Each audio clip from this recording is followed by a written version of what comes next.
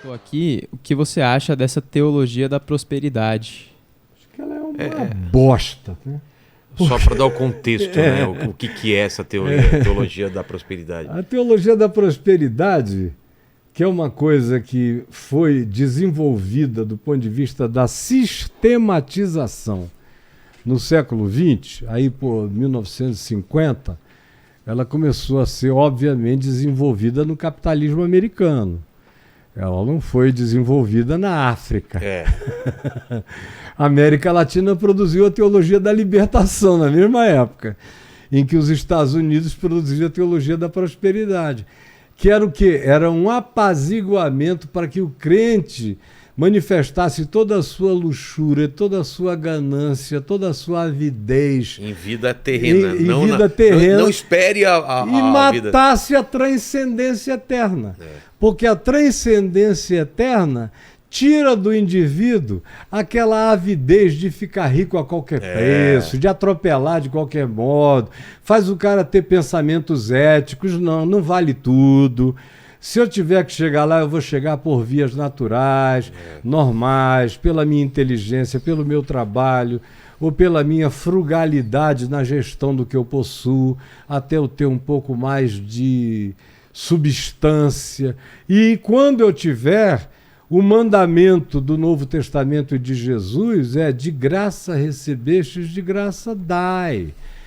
Quando você é enriquecido, Paulo diz, é para que você seja rico de generosidade, para com os que padecem, para com os que passam fome, para os que não conseguem romper a bolha do gueto no qual nasceram. Porque não é uma invenção contemporânea, os guetos de natureza econômico, financeira e social. Eles sempre estiveram presentes, como Jesus disse. Os pobres sempre o tendes convosco. A mim nem sempre me tendes. Ele estava dizendo isso? Quando é que ele disse? Quando uma mulher veio e derramou um produto que era caríssimo naqueles dias, de um perfume extraordinário num vaso de alabastro, caríssimo. Ninguém entende, né? Derramou sobre ele, aquele cheiro encheu a casa. Aí eles disseram, por que ela não vendeu esse dinheiro para dar aos pobres? Que era uma hipocrisia também. E Judas foi um dos caras que levantou essa questão. E aí o João diz, é porque ele gostava de ver o dinheiro entrar na cesta, porque ele mesmo metia a mão lá e tirava para si. Então, Jesus disse, ela está me ungindo para a minha morte, que está chegando, para o meu embalsamamento. Vocês vão poder fazer o que vocês quiserem pelos pobres todo dia, a vida inteira e para sempre. Mas eu não vou estar aqui todo dia com vocês. Não a molestai, deixai-a. Porque ela fez o que ela podia, ela fez o que pôde. Fez o melhor.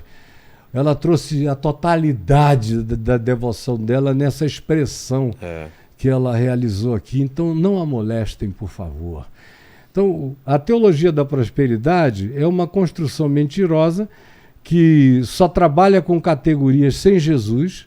Jesus não está presente na teologia da prosperidade. Claro que não. Eles trabalham com base em, então Deus enriqueceu a Abraão. Mas a riqueza de Abraão era uma merreca, eram algumas ovelhas e gados e não sei o quê. Não era o Bezos da Amazon, não era nada, não era o Bill Gates, não era nada, não eram 2.300 indivíduos que são proprietários de 65% do potencial de PIB da Terra. Não era essa loucura infernosa que a gente tem de concentração entre nós, de modo nenhum. Então, havia entre eles algumas pessoas que tinham mais. E aí o ensino do Evangelho é esse: se você tem mais, é para que você seja mais generoso com quem tem menos. Claro. De tal modo que quem tem mais não tenha demais. E quem tem menos não tenha de menos. Para que quem tem mais não tenha uma exacerbação de sobra que nem em muitas vidas ele vai poder usar. E quem tem menos não tenha nem para manter a vida entre o café e o almoço. Isso é de uma iniquidade inigualável. Então, o Evangelho não propõe comunismo.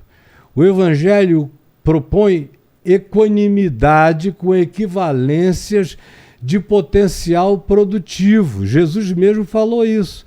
Quando ele contou aquela parábola Aí eu dos me confundi talentos... agora. Repete, por favor. Vou te explicar como a parábola de Jesus. Mas a frase? É a frase.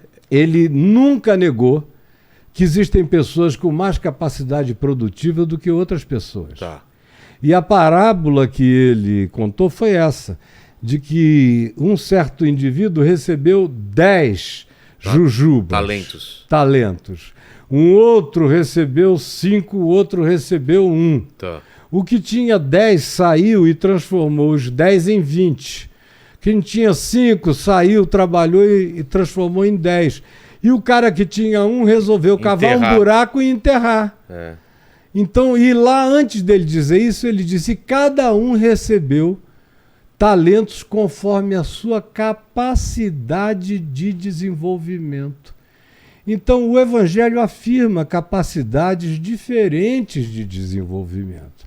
E qualquer outro critério científico também, por qualquer lógica científica, também trabalha com critérios de desenvolvimento. Tem gente que aprende mais rápido, tem gente que tem melhor memória, tem gente que trabalha com números melhor, tem gente que tem senso estratégico mais definido, tem gente que calcula melhor, tem gente que tem visão e perspectiva do que se está afigurando como sendo potencial novo de negócio. Então, o Evangelho não é comunista. O Evangelho é comunitário na perspectiva de ensinar, e aí não é moral e nem é legislativo nesse sentido, é ético. Ou seja, o Evangelho trabalha o tempo todo com a consciência ética, porque o Evangelho é uma boa nova, não uma imposição. Então, o que ele ensina é você a crer, a pensar, a entender e a discernir, para que você seja um ser e não um androide, um robô de repetições programadas. Exato. Então, o que ele ensina é: você entendeu? Compreendeu o Evangelho? Como você há pouco disse, é um pessoal que não entendeu nada.